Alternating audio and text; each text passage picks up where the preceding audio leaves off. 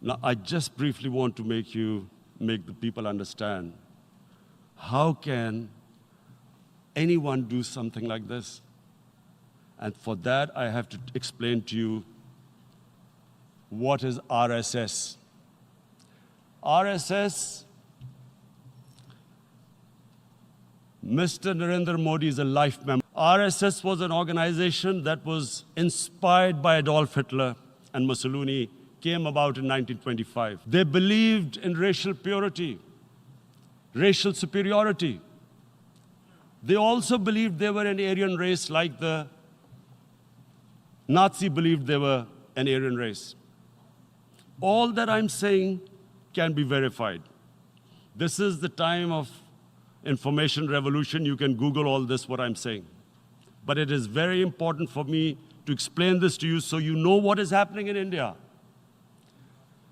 This RSS believed in the ethnic cleansing of Muslims from India.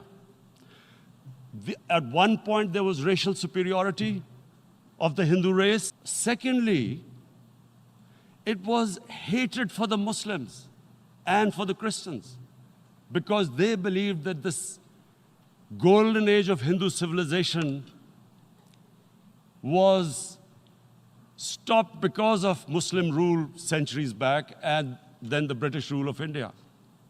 So it was racial superiority and hatred for Muslims and Christians. This is openly stated. You look at the founding fathers of RSS, Golwalkar and Savarkar. Just Google them and you'll find out. And this ideology of hate is what murdered the great Mahatma Gandhi in 1948.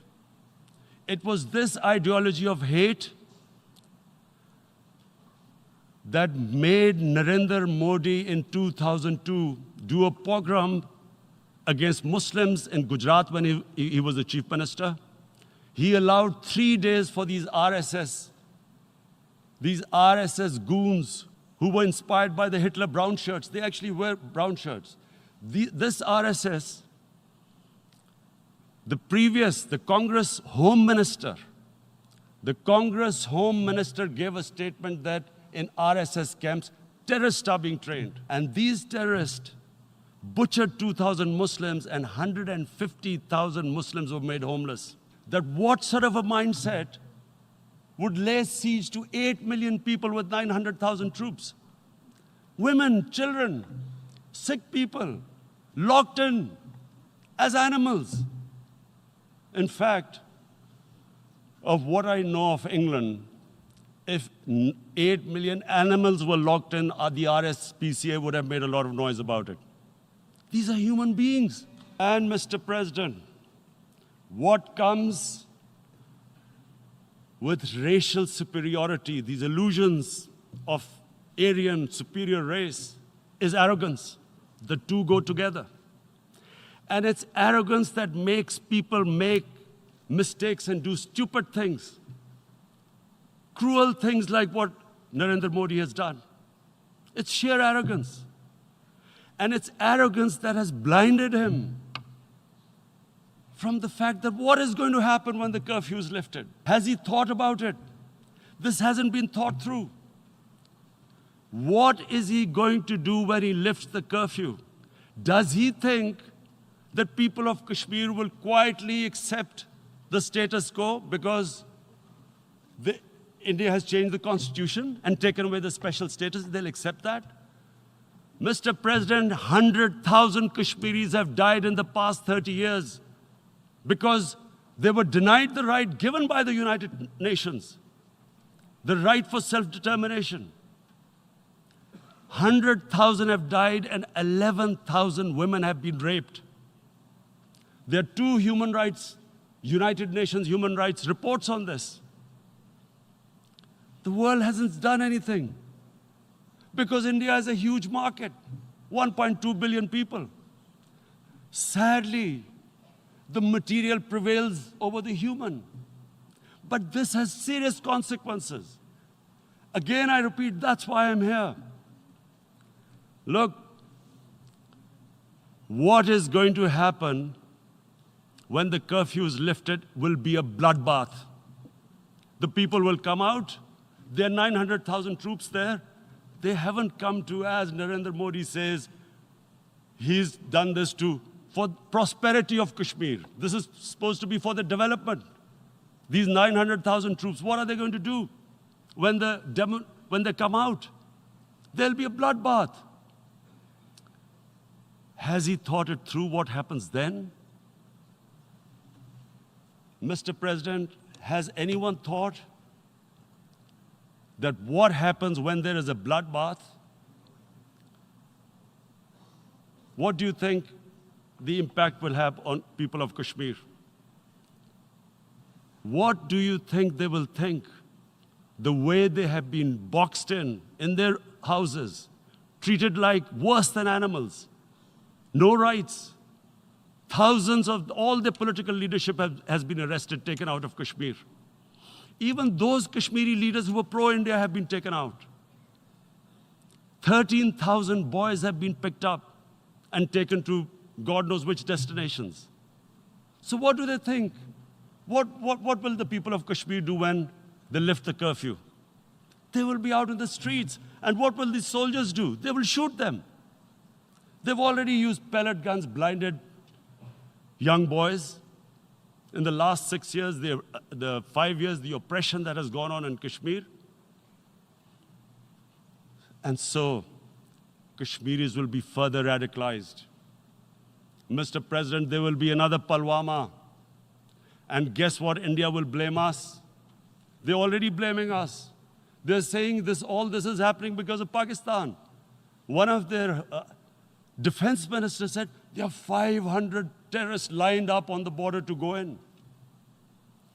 Why would Pakistan send 500 terrorists when there are 900,000 troops? What impact are they going to make? What will they do? And don't we know that the moment there is some terrorist attack, all that will happen is there'll be further cruelty and oppression of the people of Kashmir. We will just give the 900,000 troops to further crush the people of Kashmir. And then we'll give the Indian government an excuse that, look, Pakistan is a terrorist state, and this mantra that has gone on, Islamic terrorism. The moment you use this catchword, Islamic terrorism, the whole world turns away. No one talks about human rights. You can do whatever you want, which is what has happened in Kashmir, because they keep using this word, Islamic terrorism. And this is what they're doing right now. What do we benefit from further increasing the cruelty on the people of Kashmir? And why would we want this? But there is no other narrative left for India. As when they lift the curfew, whatever happens, Pakistan will be blamed, and there is always a danger of another Pulwama. They might come and bomb us again, and then another cycle might start. And what does Narendra Modi think? That 180 million Muslims of India are thinking right now. Aren't they watching these Kashmiris stuck inside for 55 days they've been stuck in? Aren't they watching? What do you think? Don't you think that the Muslims will be radicalized in India? And I'm talking about 180 million people. And when they get radicalized, there will be some incident in India somewhere down the line. Again, we will be blamed. And I'm warning you right now, again, we will be blamed. And Mr. President, what about 1.3 billion Muslims who are watching this? And they know that it is only happening in Kashmir because they're Kashmiri Muslims. This is not happening to Kashmiri Hindus.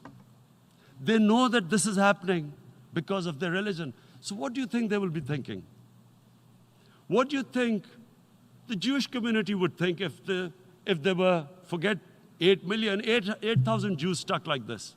What do you think Europeans would think? What do we think? I mean, any human community, if their members are stuck like that, what do you think they will think? Are we a children of a lesser God? Is it not going to cause us pain? And then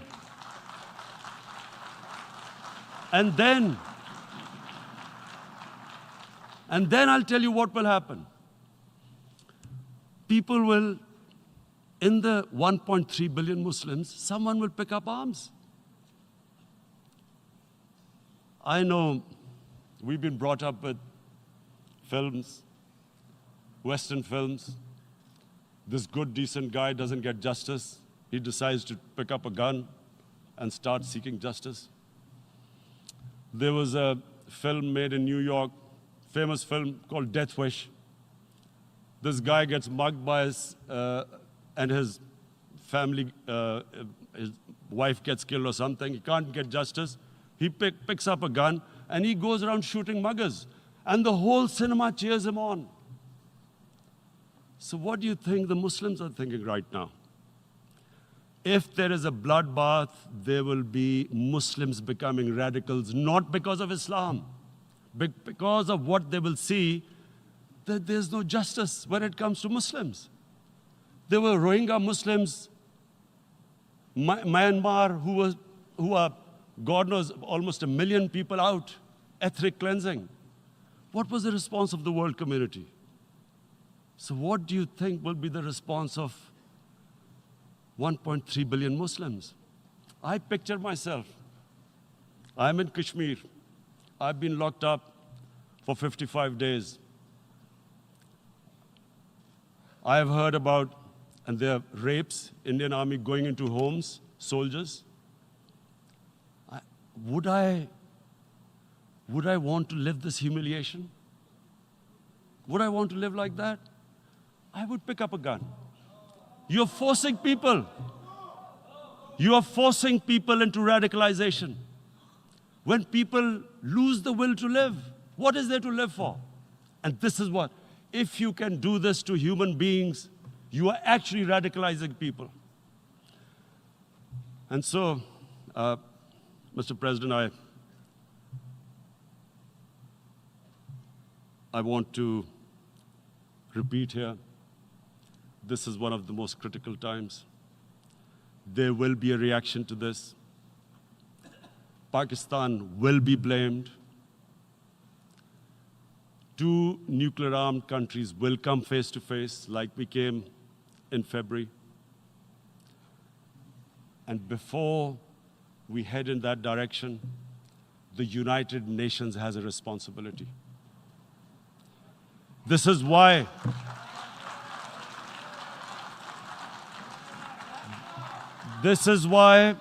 the United Nations came into being in 1945.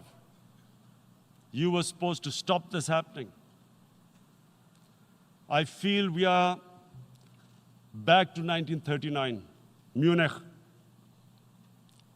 Czechoslovakia has been taken, annexed. What is the world community going to do? Is it going to appease a market of 1.2 billion, or is it going to stand up for justice and humanity?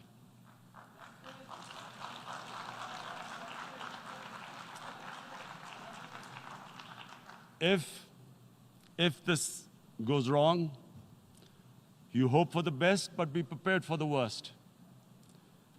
If a conventional war starts between the 2 countries, Mr. President, if a conventional war starts, and anything could happen, but supposing a country 7 times smaller than its neighbor is faced with the choice, either you surrender or you fight for your freedom till death, what will we do? I ask myself this question. And my belief is, La ilaha illallah, there is no God but one. And we will fight. And when